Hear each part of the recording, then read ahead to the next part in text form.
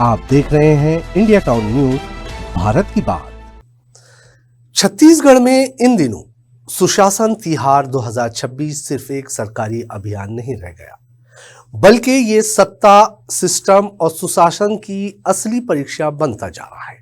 मुख्यमंत्री से लेकर मंत्री और विधायक तक जनता के बीच पहुंच रहे हैं, शिकायतें सुन रहे हैं और मौके पर ही अधिकारियों की क्लास लेते भी नजर आ रहे हैं। कहीं गलत जानकारी देने पर अफसरों को फटकार लगाई जा रही है, कहीं जनता के सामने अधिकारियों को बाहर का रास्ता दिखाया जा रहा है, तो कहीं अवैध शराब और लापरवाही पर मंत्री खुली चेतावनी देते दिखाई दे रहे हैं। लेकिन सबसे बड़ा सवाल यही है, अगर मुख्यमंत्री को खुद मैदान में उतरकर सिस्टम को जगाना पड़ रहा है, तो क्या इसका मतलब प्रशासन भीतर से कमजोर हो चुका है? क्या केवल मंच से फटकार लगाना भर से सुशासन जमीन पर उतर आएगा, या फिर ये सब कैमरे तक सीमित रह जाएगा? नमस्कार, आप देख रहे हैं इंडिया टाउन न्यूज। मैं हूं आपके साथ कमर गौस। देखिए हमारी ये खास रिपोर्ट।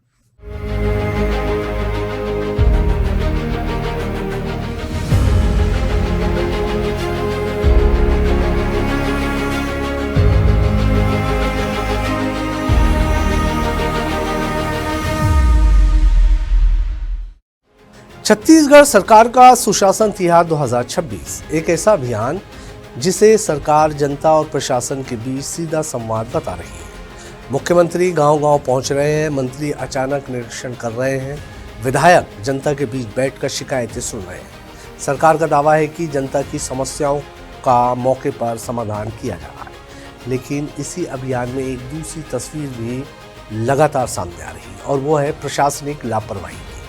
बलरामपुर में मुख्यमंत्री विष्णुदेव साय जब समीक्षा बैठक ले रहे थे, तब एक अधिकारी गलत जानकारी देते पकड़ा गया।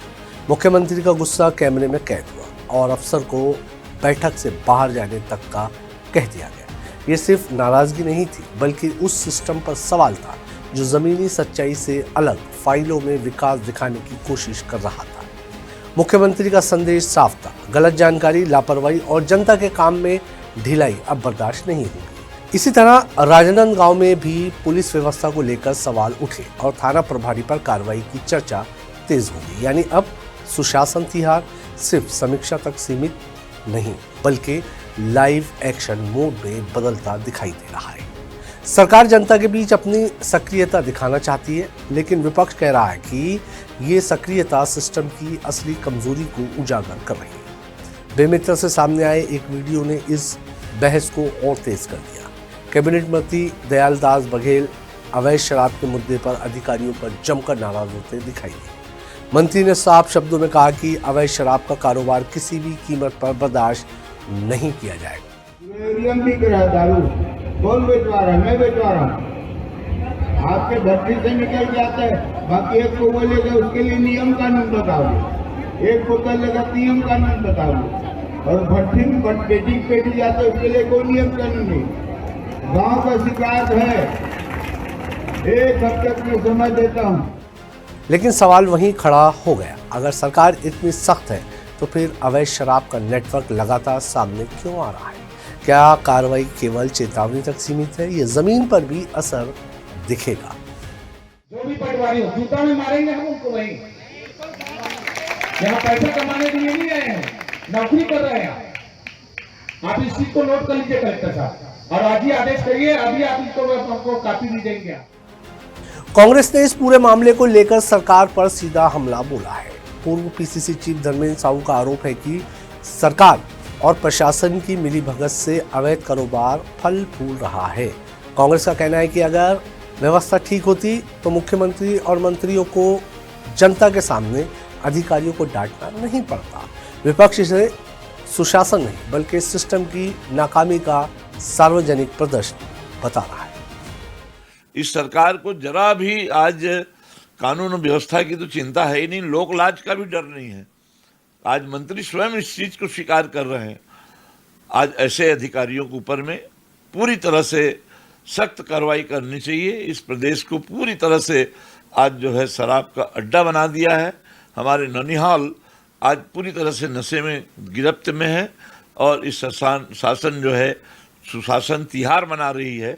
इससे शर्मनाक बात और क्या होगी। वहीं भाजपा ने पलटवार करते हुए कहा कि कांग्रेस सरकार के दौरान अवैध शराब और भ्रष्टाचार को खुला संरक्षण मिला था।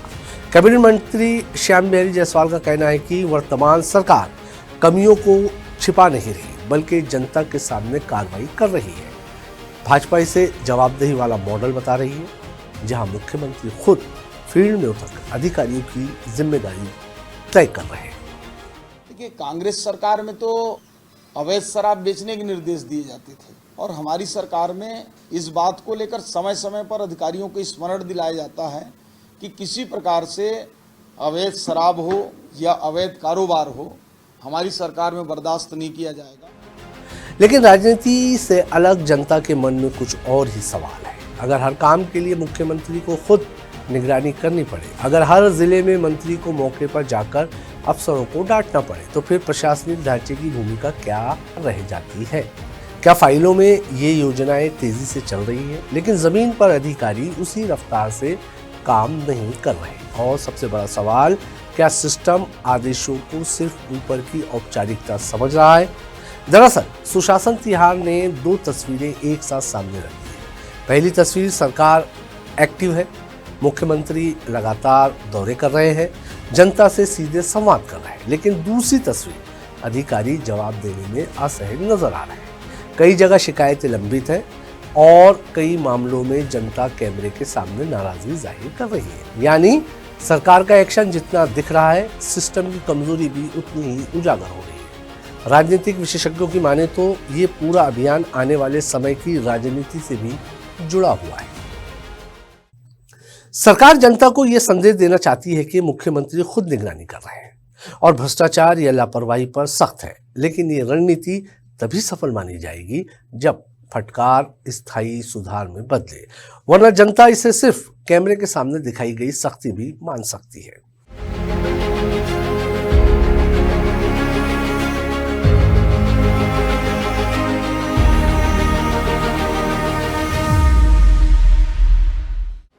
असल चुनौती अब प्रशासनिक मानसिकता बदलने की है, क्योंकि सुशासन सिर्फ मंच से दिए गए आदेशों से नहीं आता, बल्कि तब आता है जब नीचे तक जवाबदेही तय हो। अब अधिकारी जनता के प्रति संवेदनशील हो और जब कार्रवाई का असर जमीन पर दिखाई दे। फिलहाल सुशासन तिहार ने यह जरूर साबित कर दिया है कि सरकार अब सीधे फील्ड में उतरकर काम करना चाहती है। लेकिन ये भी उतनी ही सच्चाई है कि सिस्टम अब भी उसी पुरानी चाल से बाहर निकलता नजर नहीं आ रहा।